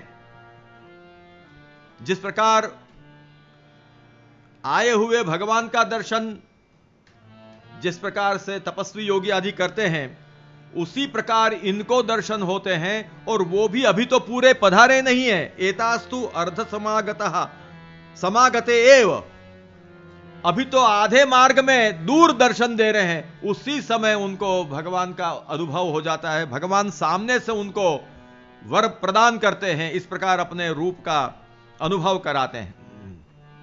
उस समय भगवान के सस्मित मुख के दर्शन करते हैं। हमको तो भगवान के क्रोधयुक्त मुखारविंद के दर्शन हो रहे हैं यहां कंस के रंगमंच में, लेकिन सस्मितम मुखम पश्यन्ति अंतर आनंदम आविर्भावयत। गोपीजनों के अंतःकरण में उनके रोम रोम में आनंद का आविर्भाव कराते हुए भगवान उनको अपने स्वरूपामृत का पान कराते हैं। तादृशम प्रेमानंदम एव प्रयच्छति इति मोक्षादपि अधिक फलत्व मुक्तम, और उस समय ऐसे प्रेम का और ऐसे आनंद का दान करते हैं कि जो मोक्ष से भी अधिक फल वाला होता है। भगवान सदयावलोकम, भगवान का सुंदर सस्मित मुख, स्मित युक्त मुख कैसा है? सदयावलोकम, दयापूर्वकम अवलोकनम यस्मिन, जिनकी दृष्टि में दया है ऐसी दृष्टि वाला श्रीमुख वे लोग देखती हैं। उस समय भगवान की दया किस प्रकार की है? न च वक्तव्यम संसारो न निवर्तयिष्यते इति, इन गोपिकाओं का संसार दूर नहीं होगा ऐसा कभी शंका मत करना। यह कहने के लिए सुखदेव जी ने कहा सदयावलोकम यतो भगवान दयया पश्यति कृतार्था एता कर्तव्याः इति दयया दोष निवृत्ति। भगवान ऐसा निश्चय भगवान कर लेते हैं कि इनका जो है इनको तो मुझे कृतार्थ ही करने हैं, इन गोपिकाओं तो कृतार्थ करने हैं मुझे। इस प्रकार की दया जिनके श्रीमुख पर झलक रही है, जिनके नेत्रों में झलक रही है, ऐसे भगवान के श्रीमुख के दर्शन करते हैं। और श्री महाप्रभु जी आज्ञा करते हैं सदयावलोकम का तात्पर्य अवलोकनेन सर्वस्व दानमिति द्वयमुक्तम। श्री ठाकुर जी का जो अवलोकन गोपीजनों के प्रति वो इतना दयापूर्ण है कि भगवान स्वयं भी अपना सर्वस्व उनको उस समय दे देते हैं। इतना सौभाग्य इन गोपिकाओं को मिला है, इसलिए पथि भूरि पुण्याः, अभी तो भगवान पधारे नहीं, पथी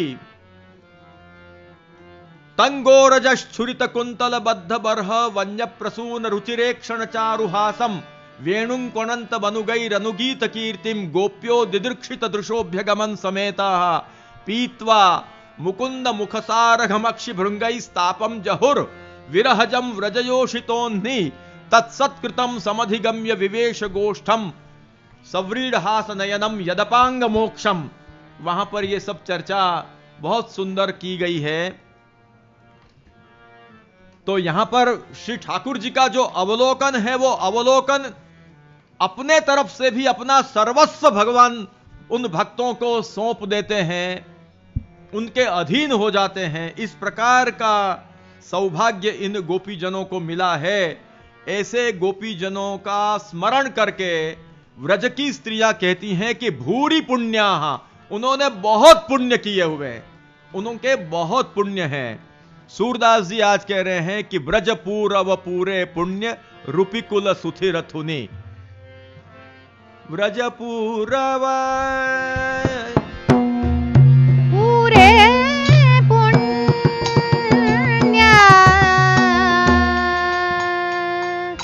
रूपिकुल सुथिर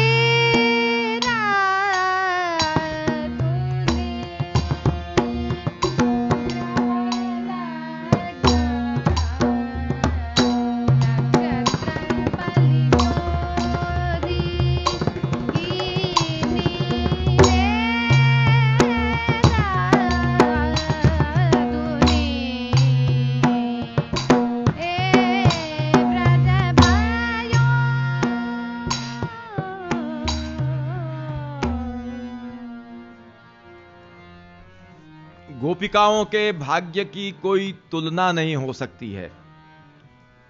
सूरदास जी जो उनके सौभाग्य का चिंतन करते हुए कह रहे हैं कि व्रज पूर्व पूरे पुण्य, व्रजांगनाओं के पूर्व के पुण्य आज फलित हो गए हैं, भगवान प्रकट हुए हैं।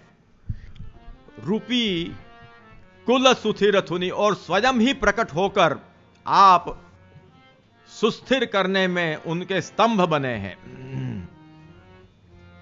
उद्धव जी भी गोपीजनों के भाग्य की सराहना करते हुए इतना अद्भुत वर्णन करते हैं कि उद्धव जी के उस समय के भाव भी बड़े दर्शनीय हैं। उद्धव जी ने व्रज में जब पधारे और गोपिकाओं के भावों का दर्शन किया, तब उद्धव जी ने कहा,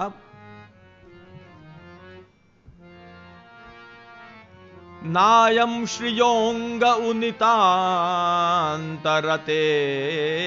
प्रसादः स्वर्योषितां नलिन गंधरुचां कुतोन्याः रासोत्सवेस्य भुजदंड गृहीत कंठ लब्धाशिषां यौदगाद व्रजवल्लवीनाम्।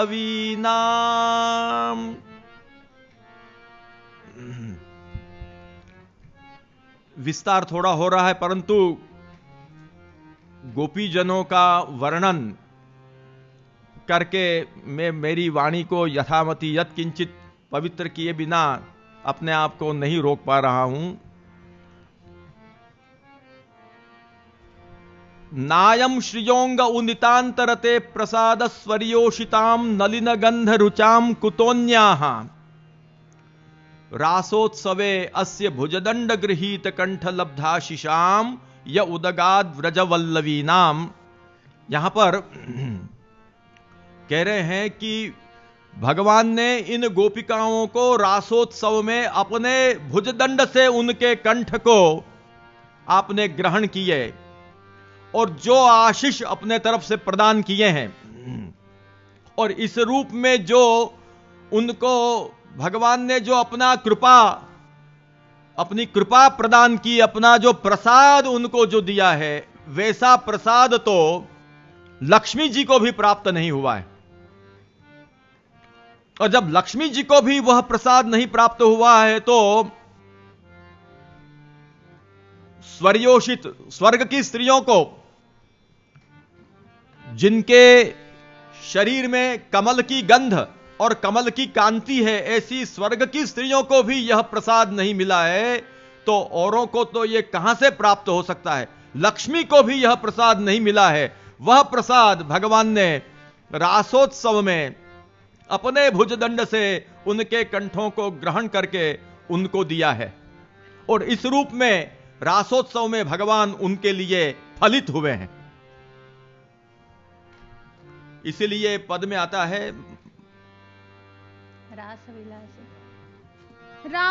विलास गए कर पल्लव, गहे कर पल्लव, एक एक भुज ग्रीवा में लीला।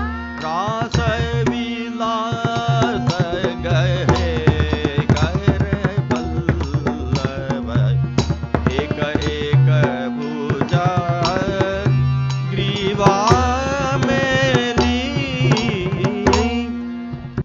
गोपीजनों के लिए भगवान की जो इच्छा,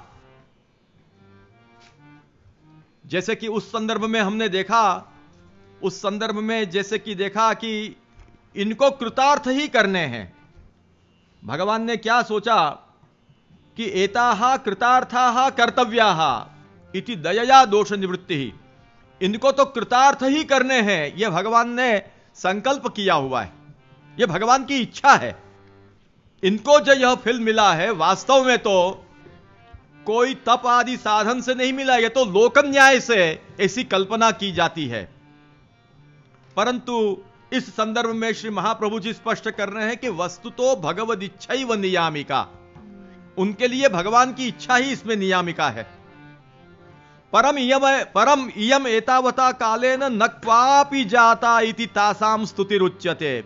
उद्धव जी मन में सोच रहे हैं कि यह जो सौभाग्य गोपिकाओं को मिला है वह तो प्रभु की इच्छा से ही, इनको फलदान करने की भगवान की इच्छा इसलिए ही मिला है।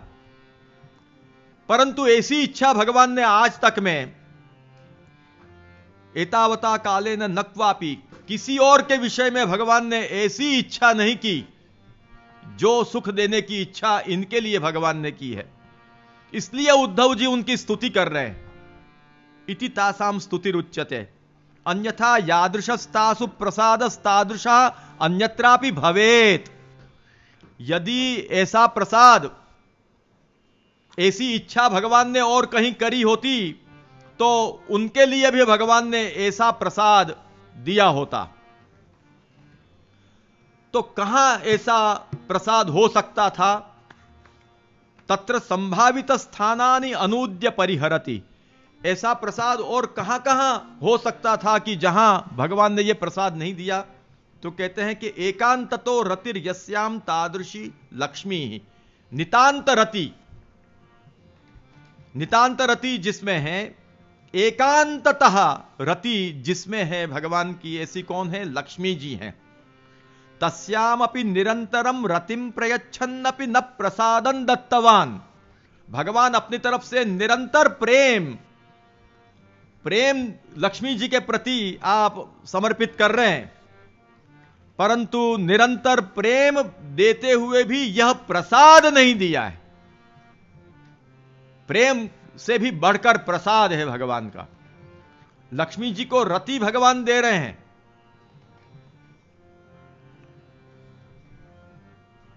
रति यानी क्रीड़ा उनके साथ कर रहे हैं, परंतु यह जो प्रसाद है वह प्रसाद तो इन गोपिकाओं को ही मिला है। तो संभावित स्थान कौन से? एक तो लक्ष्मी जी, तो वहां भी नहीं। और स्वर्योषिताम अपि इंद्र उपेंद्रादि भावापन्नोपि बहुभिः सह रममाणोपि न दत्तवान। और स्वर्ग में भी भगवान इंद्र के रूप में, उपेंद्र के रूप में, इंद्र उपेंद्रादि भावापन्न होकर अनेक स्वर्ग की स्त्रियों के साथ रममाण होते हुए भी भगवान ने यह प्रसाद वहां की स्त्रियों को भी नहीं दिया। स्वर्ग की स्त्रियां कैसी हैं? नलिनवद गंधा रुक कांतिश्च यासाम तेन कमल भ्रमोपितासु संभवती, और कमल प्रियश्च भगवानिति कमल खंडे पूजित इव कदाचित तासु तिष्ठेत।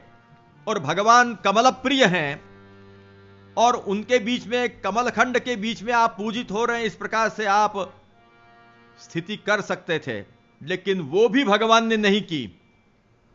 यदि उनको भी यह प्रसाद नहीं मिला तो अन्याहा पुनः तत्तद अवतारेषु संबद्धाः अपि कुतस्तत् प्रसादम प्राप्नुवन्ति। तो अन्य जो स्त्रियां हैं जो तत्तद अवतार में भगवान से संबद्ध हुई, उनको भी यह प्रसाद कहां से मिल सकता है? तब प्रश्न आया कि सहा कब प्रसाद, तो कहा कि रासोत्सवेस्य भुजदंड गृहीत कंठ लब्धाशिषा, या भी भुजदंडैर गृहीत कंठैर लब्धा आशिषा, या भी जिनके कंठ भगवान ने अपने भुजदंडों से गृहीत किए हैं और इस रूप में ग्रहण करके भगवान का आशीष जिनको मिला है, ऐसे ये व्रजगोपिका हैं। बहुत सुंदर उद्धव जी के भावों को श्री महाप्रभु जी ने खोला है कि नहीं कदाचिदपि अनेक रूपाणि कृत्वा रमणार्थमेवं रसाभिनिविष्टो भवति। अनेक रूप भगवान लेते हैं, फिर भी इस प्रकार से अनेक रूप लेकर रमण के लिए इस प्रकार से रसाभिनिविष्ट भगवान कभी किसी के साथ होते हुए नहीं देखे गए।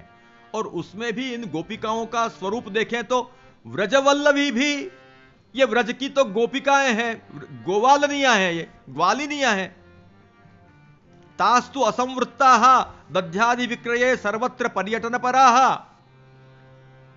वैसे लोक दृष्टि से देखें तो ग्वालिनियां हैं, ये कोई स्वर्ग की स्त्रियां होती तो भी ठीक है, परंतु ये तो ग्वालिनियां हैं, दध्यादि विक्रय में सर्वत्र पर्यटन परायण है, पर्यटन परायणा है।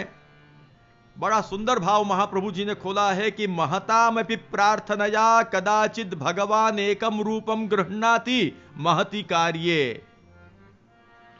अरे जब कोई बहुत बड़ा काम करने का होता है तब बड़ों की विनती से, बड़ों के माने ब्रह्मादि प्रार्थना, ब्रह्मादि देवों की प्रार्थना से भगवान प्रकट होते हैं तो एक रूप लेते हैं, उनके लिए एक रूप लेते हैं। जब कोई बहुत बड़ा कार्य आ जाता है तो ब्रह्मादि की प्रार्थना से रूप ग्रहण करते हैं, और वो भी एक आदि रूप ग्रहण।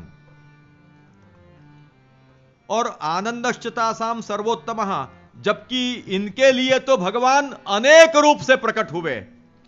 कृत्वा तावन्तमात्मानं यावतीर्गोपयोषितः, जितने गोपिकाएं उतना रूप भगवान ने धारण किया।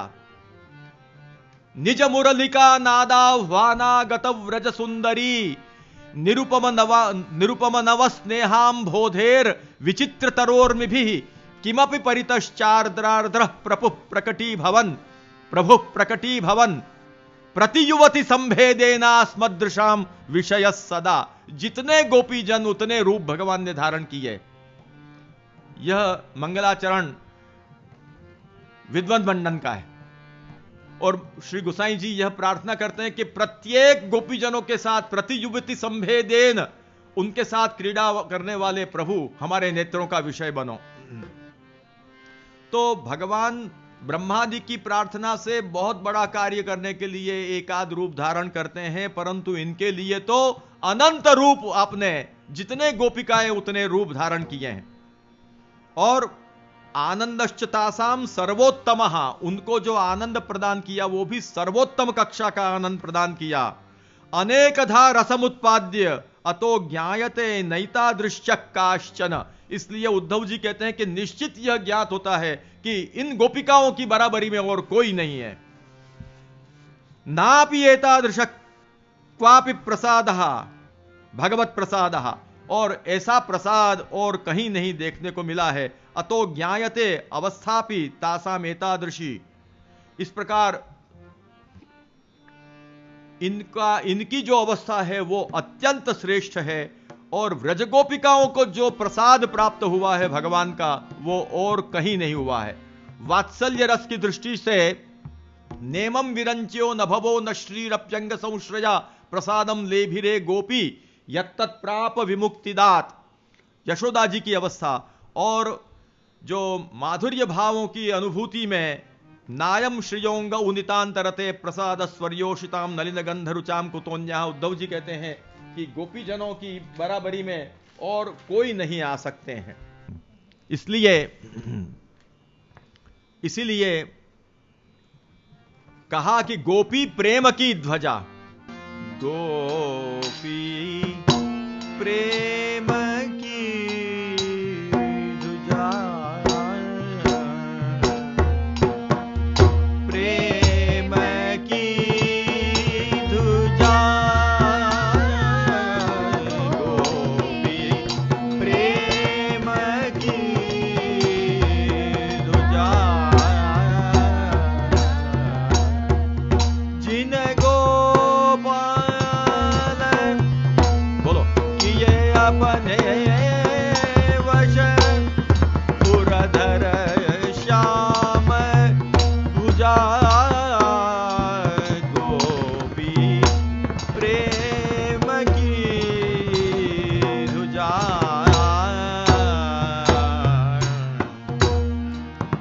शुक मुनि व्यास प्रशंसा कीनी, पुरधर श्याम भुजा,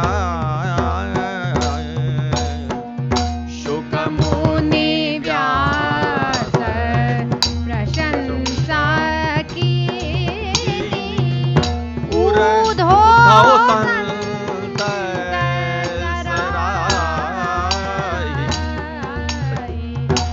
भूरि भाग्य, भूरि भाग्य गोकुल की वनिता, अति पुनीत जग माही, गोपी प्रेम की ध्वजा। कहा भयो जो विप्र कुल जन्यों, जो हरि सेवा नाही, सोई पुनीत दास परमानंद, सोई सोई कुलीन दास दास परमानंद, जो हरि सन्मुख धाई, गोपी प्रेम की ध्वजा, प्रेम की ध्वजा, गोपी प्रेम की ध्वजा। यह प्रसाद व्रज गोपिकाओं को प्राप्त हुआ है, इसलिए ही कहा कि गोपी प्रेम की ध्वजा, जिन गोपाल किए अपने बस उरधरि श्याम भुजा, शुक मुनि व्यास प्रशंसा कीनी, उद्धव संत सराही, भूरि भाग्य गोकुल की वनिता। यहां पर भी यह परमानंद दास जी ने गाया कि उनके भूरि भाग्य हैं, भूरि भाग्य हैं उनके, यह वर्णन यहां पर किया गया है। गोपीजनों की जो अवस्था है उसकी कोई तुलना नहीं कर सकता है। इसीलिए उद्धव जी ने आगे भी कहा है, गोपीजनों की कितनी उत्कृष्ट अवस्था है, उद्धव जी आगे वर्णन करते हैं इसी संदर्भ में। या वै श्रियार्चितमजादिभिराप्त कामैर्, या वै श्रियार्चितमजादिभिराप्त कामैर्, योगेश्वरैरपि यदात्मनि रासगोष्ठ्यां, कृष्णस्य तद्भगवतश्चरणारविन्द मन्दं न्यस्तं स्तनेषु विजहुः परिरभ्य तापम्। भगवान के चरणारविंद, जो लक्ष्मी जी भी जिसका अर्चन करते हैं, ब्रह्मा शिवादि देव भी जिनका अर्चन करते हैं, जो स्वयं आप्त काम है, उनके द्वारा भगवान के चरणारविंद अर्चित हैं। ऐसे भगवान के चरणारविंद गोपीजनों ने अपने हृदय के ताप को दूर करने के लिए अपने हृदय पर पधराए और इन दुर्लभ चरणारविंद को उन्होंने अपने ताप का शमन करने का साधन बना लिया।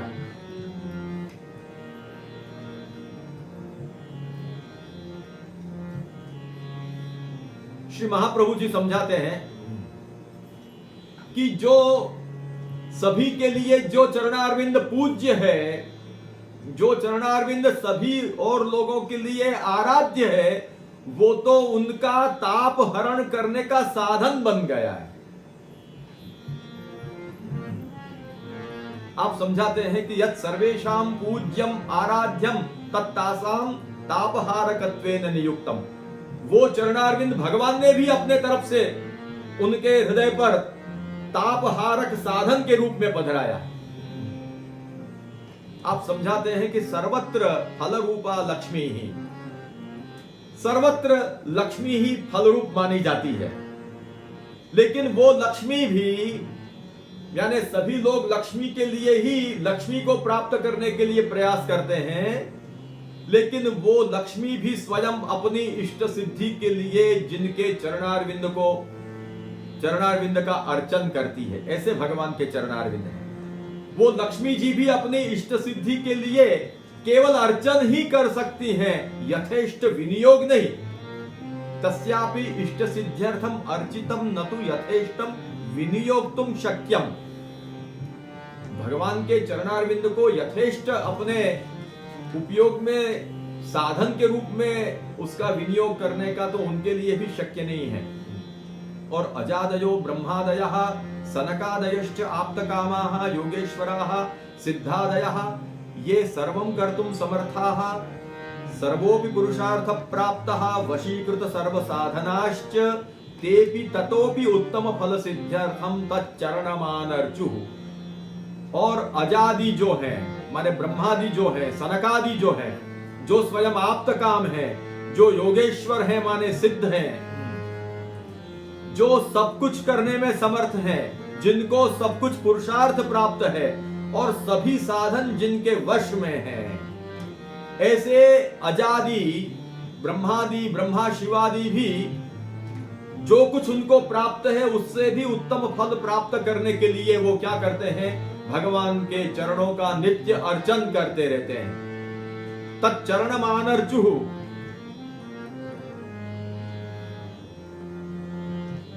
लेकिन उनको भी भगवान के चरणों का अर्चन मात्र तक उनका अधिकार है। भगवान के चरण उनके लिए ऐसे सुलभ नहीं हुए जैसे गोपीजनों के लिए हुए।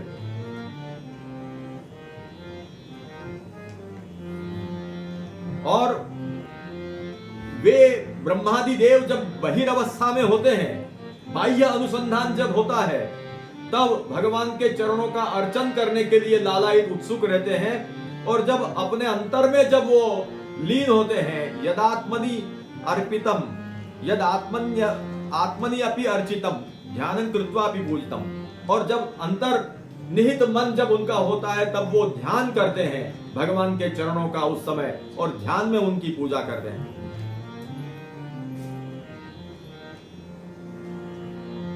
ऐसे भगवान के चरणारविंद, कृष्णस्य तद भगवतश्चरणारविंदम कृष्णस्य सदानंदस्य फलरूपस्य तत्रापि तत्प्रसिद्धम स्वतंत्र फलदातृ स्वतः भक्तिमार्ग प्रवर्तकम भगवतः सर्वसमर्थस्य एवं स्वतः संबंधतोप्युत्कृष्टम रासगोष्ठ्यां कौतुक क्रीडायां स्वयं स्वेच्छया नर्तनं कृत्वा श्रान्ता सत्यः कमलादिकमिव व्यजन वायुमिव चंदनमिव तन्मन्यमानाः स्तनेषु न्यस्य तापं जहुः। ऐसे भगवान के चरणारविंद कि जो भगवान के चरणारविंद का अर्चन ब्रह्मादि देव करते हैं, ध्यान में भी जिनका पूजन करते हैं, ऐसे सदानंद फल रूप ऐसे भगवान के ये चरणारविंद, जहां से भक्ति का प्रवर्तन हुआ है, जो स्वतंत्र फलदान देने में समर्थ है, ऐसे सर्व समर्थ ऐसे भगवान के चरणारविंद को रास की गोष्ठी में यानी कौतुक क्रीड़ा में, उस समय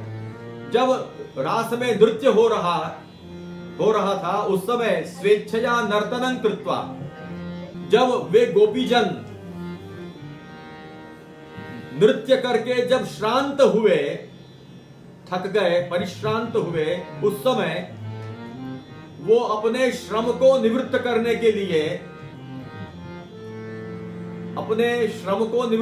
के लिए चरण को मानो कमल समझते हुए, अथवा जब बहुत श्रांत कोई हो जाता है तब उनको पंखा किया जाता है, वो पंखा करते हैं, तो मानो वो भगवान के चरण व्यजन वायु के समान है, ऐसा मानते हुए कि जैसे पंखे से हवा करने पर श्रांत जो हम होते हैं वो श्रांतता दूर होती है, उस प्रकार गोपीजन अपने आप को श्रांत समझते हुए भगवान के चरण मानो कमल जैसे हैं, अथवा तो पंखे के वायु समान है, अथवा तो चंदन के समान है, ऐसा मानते हुए चंदन से ही श्रम निवृत्त होता है। इस प्रकार कमल रूप साधन मानते हुए, व्यजन वायु रूप साधन मानते हुए और चंदन रूप साधन माने ताप हरने का साधन उन चरणारविंद को मानते हुए, उन चरणों को अपने कर से उनको ग्रहण करके अपने स्तनों पर पधराते हैं, और पधरा करके तापन जहुः स्तनेषु न्यस्य तापन जहुः।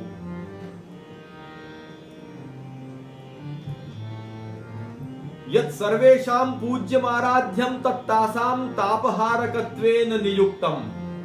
तो जो और लोगों के लिए जो पूज्य है और आराध्य है, ये इनके लिए तो ताप दूर करने का साधन बन गए हैं ये चरणारविंद। तो कोई कहे उद्धव जी को कि धार्ष्ट्याद अयुक्तमेव तथा कृतवत्यः, ये क्या आप उनकी प्रशंसा कर रहे हो? गोपीजनों ने यह धृष्टता की है कि ऐसे भगवान के चरणारविंद जो देवताओं के द्वारा जो अर्चित और वंदित होते हैं, पूज्य आराध्य है, उन चरणों को अपने ताप का निवारण करने के लिए साधन बनाकर उसको अपने वक्षस्थल पर पधराते हैं, ये तो उनकी धृष्टता है और ये अयुक्त किया उन्होंने। ऐसा यदि कोई उद्धव जी को कहे तो उद्धव जी पहले ही उसका समाधान करते हैं कि भगवतैव न्यस्तम। ये नहीं कि उन्होंने खुद ही जबरदस्ती अपने हृदय पर पधरा लिए, लेकिन जब उनका यह उद्यम देखा भगवान ने, तब भगवान ने स्वयं अपने तरफ से चलाकर अपने चरणारविंद न्यस्तम कहा है। न्यस्तम स्तनेषु, भगवान ने स्वयं न्यस्त, इसीलिए महाप्रभु जी ने पंक्ति रखी कि तापहारकत्वेन नियुक्तम, भगवान ने अपने तरफ से भी नियुक्त किया। नितराम युक्तम, योग प्राप्त किया हुआ वो भगवान का चरणारविंद है, उनके हृदय का योग प्राप्त किए हुए वो भगवान के चरणारविंद हुए। भगवतैव न्यस्तम, भगवान अपि अत्यंतम वशस्तासां शीघ्रं तापापनोदनार्थम स्वयमपि शीघ्रं तत्स्तनेषु स्थापितवान। भगवान ने देखा कि नृत्य आदि के श्रम से अत्यंत गोपीजन जब श्रांत हुए हैं, तब प्रभु ने भी अत्यंत उनके वशीभूत होकर, भगवान अपि अत्यंतम वशस्तासां, अत्यंतम वशः तासां शीघ्रं तापापनोदनार्थम, और भगवान भी अधीर हो उठे उनके श्रम को देखकर कि किस तरह उनका श्रम शीघ्रातिशीघ्र दूर हो। ऐसे विचार से स्वयमपि शीघ्रम, अपने तरफ से आपने शीघ्र ही उनके वक्षस्थल पर अपने चरणारविंद प्रस्थापित किए। स्वयमपि शीघ्रम तत्स्तनेषु स्थापितवान अत आह न्यस्तम। उद्धव जी ने न्यस्तम ये कहा है। गोपीजनों के द्वारा आनीतम, अपने हृदय पर आनीत ऐसा नहीं कहा, परंतु न्यस्तम माने भगवान के द्वारा न्यस्त है ये कहा। भगवान उनके इतने वशीभूत हो गए, और जब भगवान ने उनके वक्षस्थल पर अपने चरणारविंद पधराए, तब ततस्तत् परिरभ्य न्यस्तम स्तनेषु विजहुः परिरभ्य तापम, ततस्तत् परिरभ्य स्वाधीनं कृत्वा तापम जहुः। जब भगवान ने अपने चरणारविंद उनके वक्षस्थल पर पधराए, तब वो चरणारविंद का आलिंगन किया, और इस प्रकार उन चरणारविंद को अपने स्वाधीन बनाकर अपने ताप का उन्होंने परित्याग किया, उनका ताप उन्होंने दूर किया। ऐसे उनके चरणारविंद है ब्रज गोपिकाओं के, और ऐसा उनका महात्म्य है, गोपिकाओं का ऐसा महात्म्य है कि भगवान के चरणारविंद को ताप हरने का साधन उन्होंने बना लिया, और उस रूप में साधन के रूप में उनको प्राप्त हुए।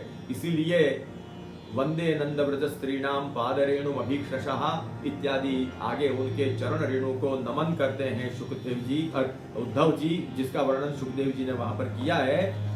तो इस तरह से इन गोपिकाओं का यह जो सुख, वो सब सूरदास जी के हृदय में स्मृत हो रहा है, वह सुख उनको ध्यान में आ रहा है जो आगे लीलाओं में भगवान करने वाले हैं।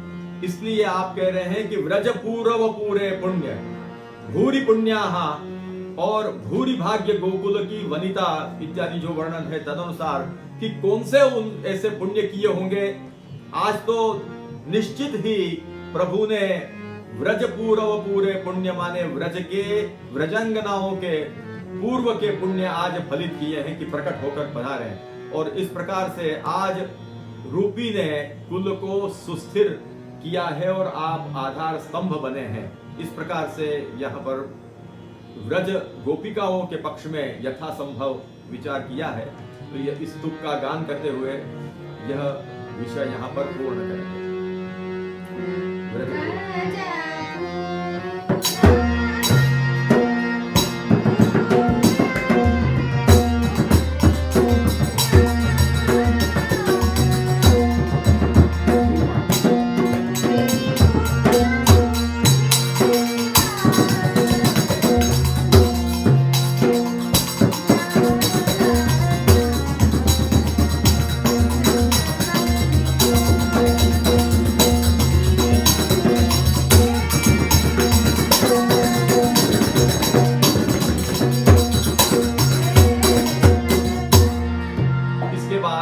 इसके बाद व्रज पूर्व पूरे पुण्य में व्रज शब्द से व्रजवासी जनों का अर्थ लेते हुए जो व्रजौ कसाम इत्यादि पद आता है, व्रज निवासी जो है उनके पूर्व के पुण्य आज फलित हुए हैं, इस रूप में अर्थ का विचार करके, और उसके बाद व्रज माने व्रज भूमि के पूर्व के पुण्य फलित हुए हैं, ये दो अर्थ का विचार करते हुए फिर सुनिधाई गोप्यश्चाकर्ण्य मुदिताः यशोदाया सुतोद्भवम का विचार करने का हृदय में भाव है। वो श्री महाप्रभु जी गोसाई जी बड़ों की कहानी से सिद्ध हो, ऐसी प्रार्थना पूर्वक यहाँ विराम लेते हैं।